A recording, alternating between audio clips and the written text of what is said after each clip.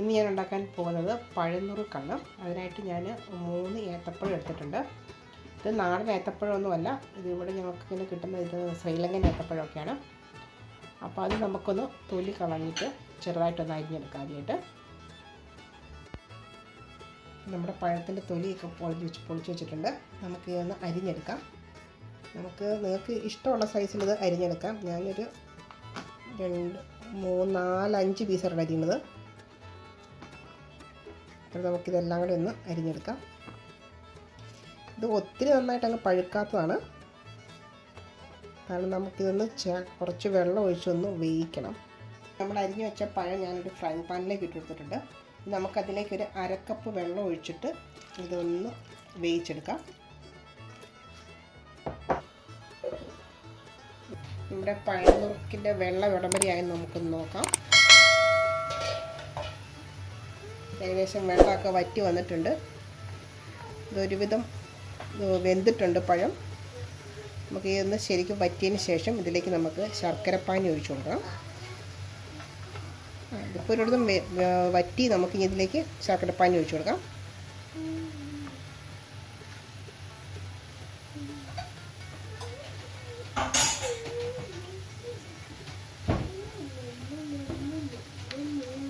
ഇപ്പോൾ ഞാനൊരു ഏകദേശം 200 ഗ്രാം ശർക്കര ഉരുക്കിയതാണ്.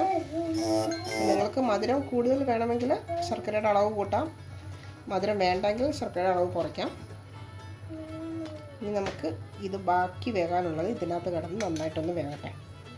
നമുക്കൊന്ന് അടച്ചു വയ്ക്കാം. അതിൻ്റെ ഇടയ്ക്കിടയ്ക്ക് ഇതൊന്ന് ഇളക്കിയിട്ട് കൊടുക്കണം.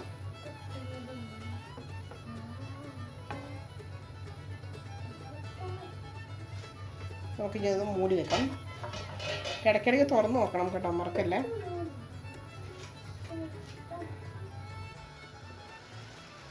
നമ്മുടെ പഴനുറുക്കിലെ ശർക്കരയൊക്കെ ഏകദേശം വറ്റി വരുന്നുണ്ട്. നമുക്ക് ചെറുതായിട്ടൊന്ന് ഇളക്കിയിട്ട് കൊടുക്കാം. ഇത് നമുക്കിത് തുറന്ന് വെച്ച് വയ്ക്കാം. ഇതിപ്പോൾ പഴമൊക്കെ നന്നായിട്ട് വെന്തിട്ടുണ്ട്, ചെറുതായിട്ട് ഉടയാനൊക്കെ തുടങ്ങിയിട്ടുണ്ട്. അതിന് നമുക്ക് കുറച്ച് ശ്രദ്ധിച്ച് നിന്ന് അടിയൊട്ടിയത് ഇളക്കി കൊടുക്കണം. ഒത്തിരി ഉടഞ്ഞു പോയാൽ അതൊരു സുഖമില്ല. മാക്സിമം നമുക്ക് എത്രമാത്രം ഉടയാതെ കിട്ടുമോ അതുപോലെ നമുക്കൊന്ന് പതുക്കെ ഇളക്കി കൊടുക്കാം. നമുക്ക് ഇതിൻ്റെ ശർക്കരപ്പാനിയൊക്കെ വറ്റുന്നിടം വരെ ഒന്ന് വെയിറ്റ് ചെയ്യണം. ഇനി നമുക്കിതിലേക്ക് ശർക്കര 1/2 സ്പൂൺ ഏലക്ക പൊടിച്ച് ചേർത്ത് കൊടുക്കുന്നുണ്ട്. അത് ഓപ്ഷനിലാണ്, നിങ്ങൾക്ക് വേണമെങ്കിൽ ഇട്ടാൽ മതി. വേണമെങ്കിൽ നിങ്ങൾക്ക് നെയ്യ് ആഡ് ചെയ്യാം. ഏലക്കാപ്പൊടി നിങ്ങൾക്ക് ഇഷ്ടമുണ്ടെങ്കിൽ ആഡ് ചെയ്യാം. ഞാൻ നെയ്യ് ആഡ് ചെയ്യുന്നില്ല, ഏലക്കാപ്പൊടി മാത്രമേ ആഡ് ചെയ്യുന്നുള്ളൂ.